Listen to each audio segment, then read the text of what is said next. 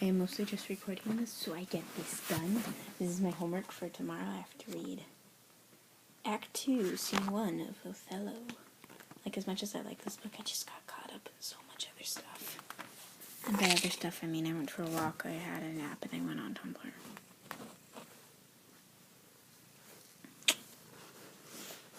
Yeah. Okay. So, this may not sound great. I'm not going to tell you who's talking. I am mostly just doing this so I get this done. Act 2, Scene 1. Oh, and if I mispronounce things, that's because I'm a 16-year-old girl who lives in the 21st century and doesn't know a lot of Shakespearean English. So, yeah. And you shush. Okay, Act 2, Scene 1. Enter Montano and two gentlemen. What from the cape can you discern at sea?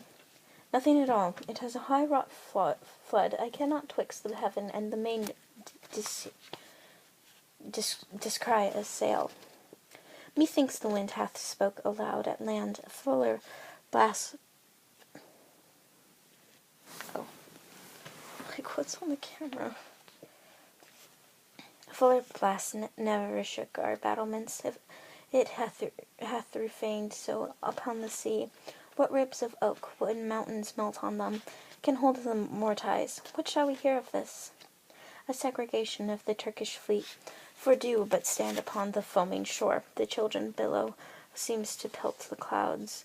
The wind shaked surge with high monstrous mane seems to cast water on the burning bear and quench the guards of the ever fixed pole. I never did like molestation view on the enchafed flood. If that the Turkish fleet be not sheltered and in bay, they are drowned. It is impossible to bear it out. I like this because, like, it'll be like, you have to read 20 pages in, like, 20 pages, but, like, you have to remember, it's in script form, and half of the pages are, like, definitions of words you may not know, and, like, they have sometimes pictures and stuff, and it's just to explain it, so, like, and since I'm usually okay with it, I just need to look over there for a while, so really, 20 pages, and even though the writing's small, the pages are small. 20 pages is really 10 pages that are small and in script form. I mean, sometimes they ramble, but sometimes, there'll just be a bunch of, one lines, and it's, it takes 2 seconds to read a page, and it's, that's why I like reading scripts. Because it's, oh my god, there's so much, and there's really not that much. Oh, enter third gentleman. Sorry. News, lads, our wars are done. The desperate tempest hath so banged the Turks that their designment halts the noble ship of Venice, really. Hath seen a grievous rack and severance on most part of their fleet. How is this true? The ship is here put in Versana. Michael Cassio, lieutenant to the warlike Moor Othello, is come on shore, the Moor himself at sea, and is in full commission here for Cyprus. I am glad on it. 'Tis a worthy governor. But this same Cassio, though he speak of comfort touching the Turkish loss, yet he looks sadly and prays the Moor be safe, for they were parted with foul and violent tempest. Pray heaven me be, for I have served him, and the man commands like a full soldier, let to the seaside hoe, as well to see the vessel that's come in, as to throw out our eyes for brave Othello, even till we make the main and the aerial blue and indistinct regard. Come, let's do so, for every minute in expectancy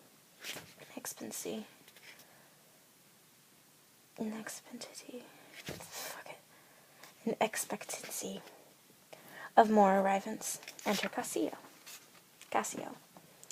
Thanks, you are the valiant of this warlike isle, that is so above the Moro. Let the heavens give him defense against the elements, for I have lost him on a dangerous sea. Is he well shipped? His bark is stoutly timbered, and his pilot a very expert and approved allowance. Therefore, my hopes not to surfeited to death stand in bold cure. Voices cry within, "A sail, a sail, a sail!" Enter a messenger. What noise?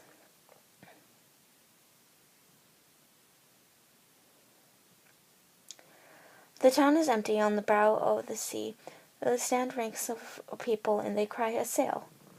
My hopes do shape him for the governor. A shot. They do discharge their shot of courtesy for friends at least. I pray you, sir, go forth, and give us truth who 'tis this is arrived. I shall. He exits. But, good lieutenant, is your general wived? Most fortunately, he hath achieved and made that paragon's description. Go away, I'm doing homework. And wild flame on... Hey! No biting! I'm doing homework. Go away! Better get off the bed.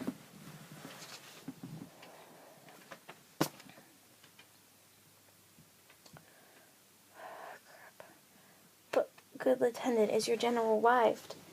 Most fortunately, he hath achieved and made that paragon's description in wild fame, one that excels the quirks of belzoning pens, and in the essential venture of creation does tire the engineer.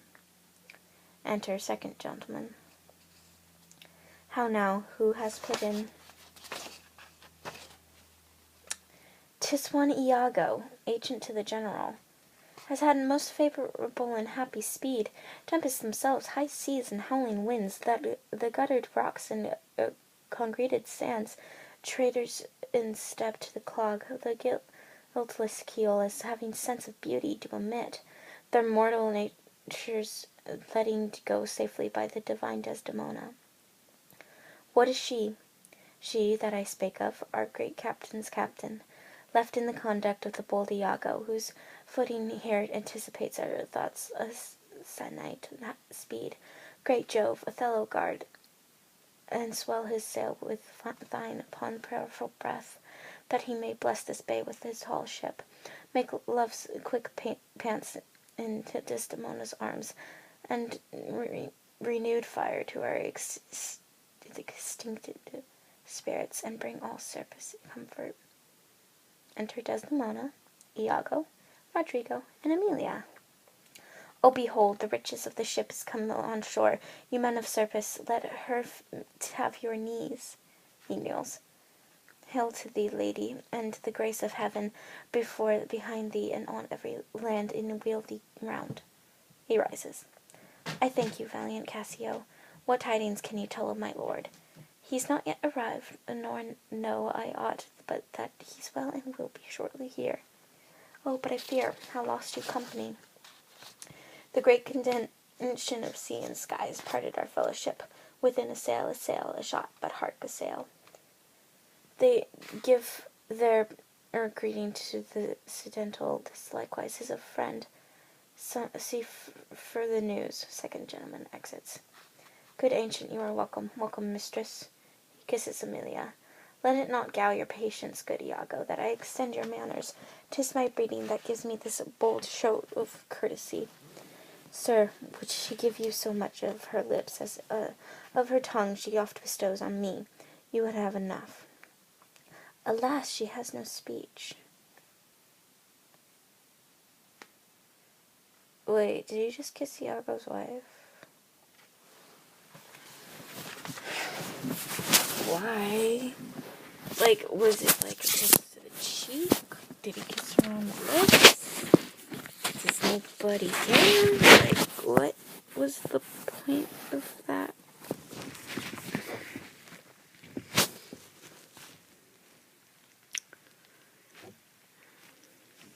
In faith too much, I find it still, that when I have list to sleep, Mary, before your ladyship, I grant she puts her tongue a little in her heart, and chides with thinking. You have little cause to say so.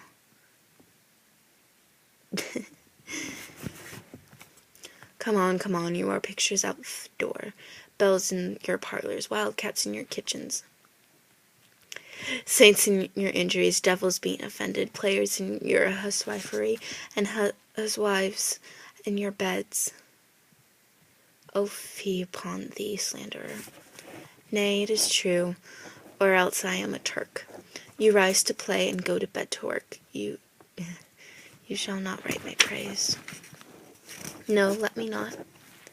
What wouldst write of me if thou wouldst praise me? O gentle lady, do not put me to it, for I am nothing if not critical. Come on, essay, there's one gone to the harbour. Ah, ay, madam.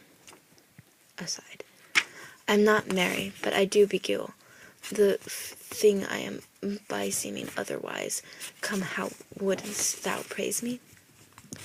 I am about it, but indeed my invention comes from my plate as birdlime does from phrase. It plucks out brains and all, but my muse labours. And thus she is delivered. If she be fair and wise, fairness and wit, the one's for use, the other useth it. Well praised.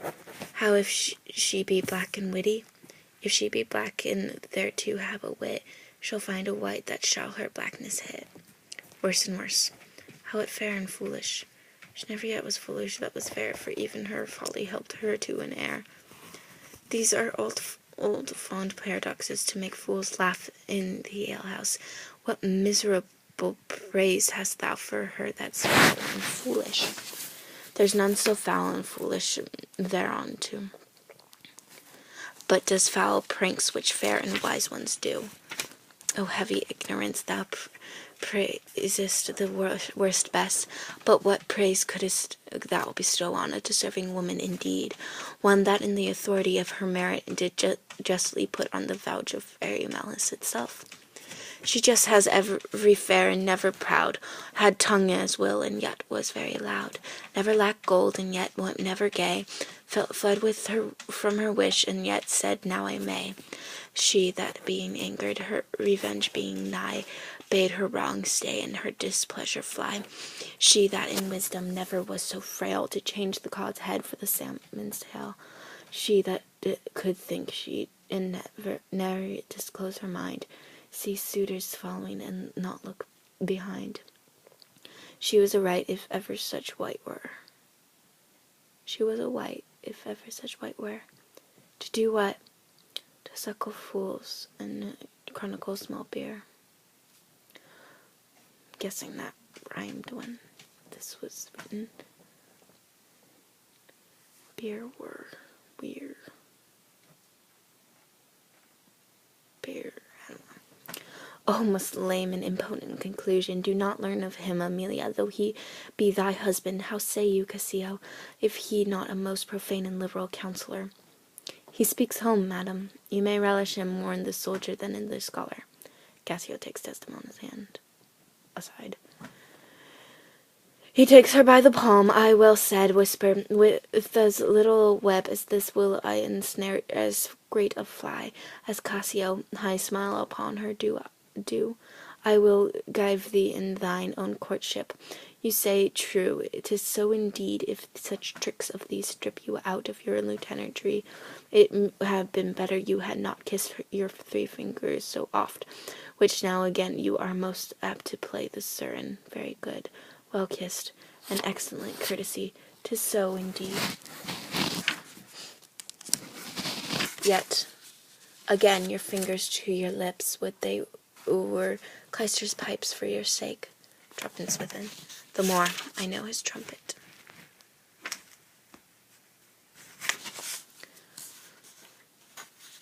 'Tis truly so. Let's meet him and receive him. Lo, where he comes. Enter Othello and attendants. O my fair warrior, my dear Othello, it gives me wonder, great is my content, and to see you here before me, oh my soul's joy. If ever every tempest comes such calms, may the winds blow till they have wakened death, and let the laboring bark climb hills of seas, Olympus high, and duck again as low as healths from heaven. If it were now to die, 'twere now to be most happy, for I fear my soul hath a consent so absolute that not another comfort like to this succeeds an unknown fate. The heavens forbid, but that our loves and comforts should increase, even as our days so do grow. Amen to that. Sweet powers, I cannot speak enough of this content. It stops me here. It is too much of joy. They kiss. And this, the greatest discords be that ere our hearts shall make. Sighed. Oh, you are well tuned now. You are well tuned now, but I'll set down the pegs that make the music. As honest as I am,